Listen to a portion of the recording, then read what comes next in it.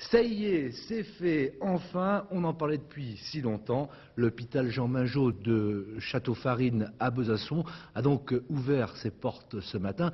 D'aucuns diront il a entrouvert ses portes. En effet, depuis ce matin, 2 services fonctionnent dans ce nouvel hôpital, la médecine interne et la gastro-entérologie. Si tout va bien, il accueillera 300 lits fin 84, soit 40% de sa capacité. 4h30, 5h. Hein?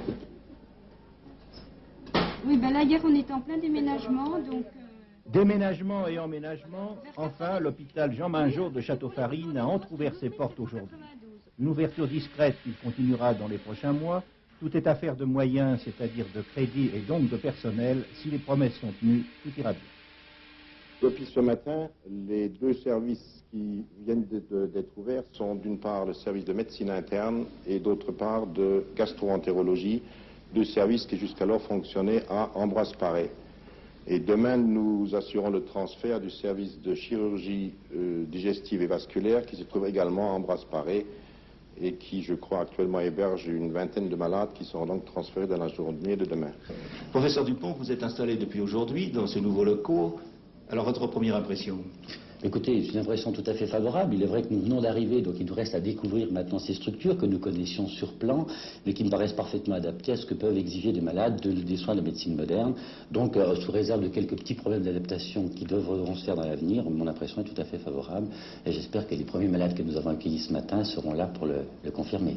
Le téléphone, de toute façon, vous a expliqué. Ouais. Lorsque vous voulez un numéro de téléphone pour votre famille, vous voulez appeler votre famille, vous pouvez faire le numéro directement. Directement votre numéro. Hein?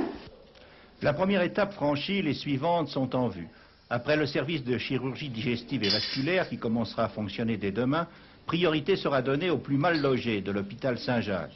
Ces services sont nombreux dans les sous-sols et dans les combles. À Château-Farine, la place ne manque pas et les conditions de travail seront tout autres. Nous pensons pouvoir ouvrir au moins vers le mois de mars-avril le service de radiothérapie qui fonctionne dans des conditions assez mauvaises actuellement à Saint-Jacques et qui risque tous les hivers et surtout au printemps d'être inondé. Et on aimerait bien pouvoir l'installer. Normalement, on devrait l'installer donc vers le mois de mars et avril. Mais cela suppose corrélativement l'ouverture d'une partie du service de la radiologie générale dont le service de radiothérapie a également besoin. À la fin de cette année, 120 lits seront utilisés et tout au long de 1984, l'installation continuera.